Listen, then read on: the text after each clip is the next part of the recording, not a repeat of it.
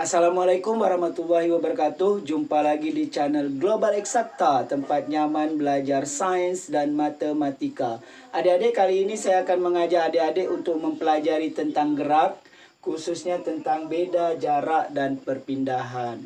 Adik-adik, seringkali adik-adik di kelas 8 dan di kelas 10 susah membedakan mana yang jarak dan mana yang perpindahan. Kali ini kita akan menjelaskan perbedaan jarak dan perpindahan, jadi tonton sampai habis. Oke adik-adik, jarak yaitu panjang lintasan yang ditempuh oleh benda. Jadi sepanjang mana kita hitung berapa benda bergerak, berapa jauh, kita hitung semuanya, kita jumlahkan. Sedangkan perpindahan adalah perubahan posisi suatu benda.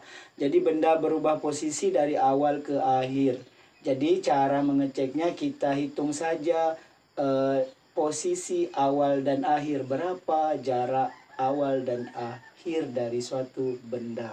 Oke, kita lihat langsung contohnya biar lebih dipahami.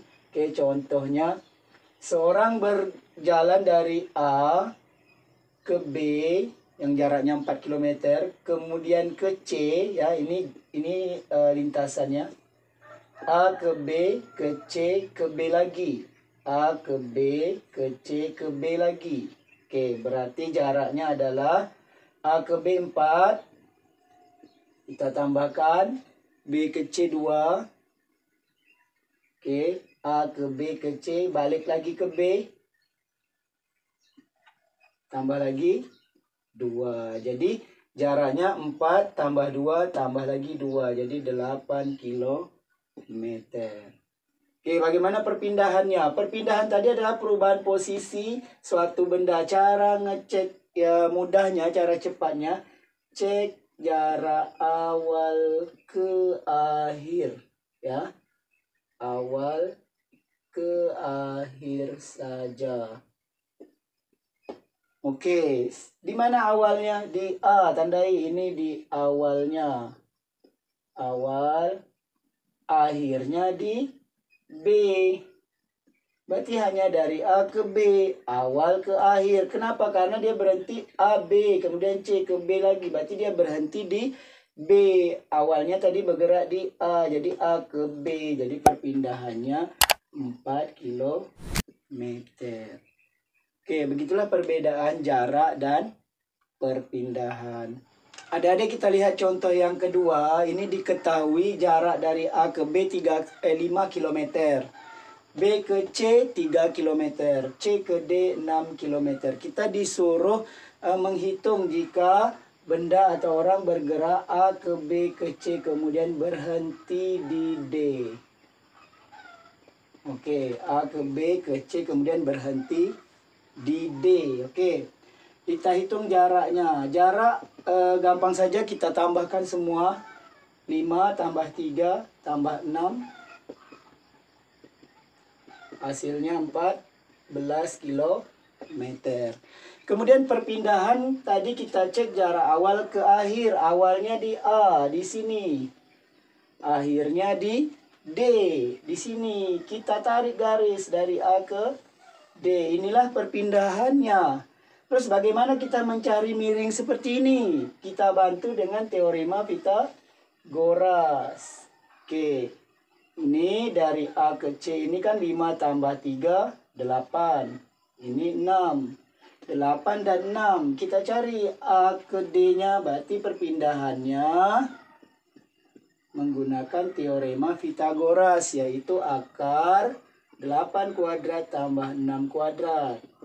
64 tambah 36.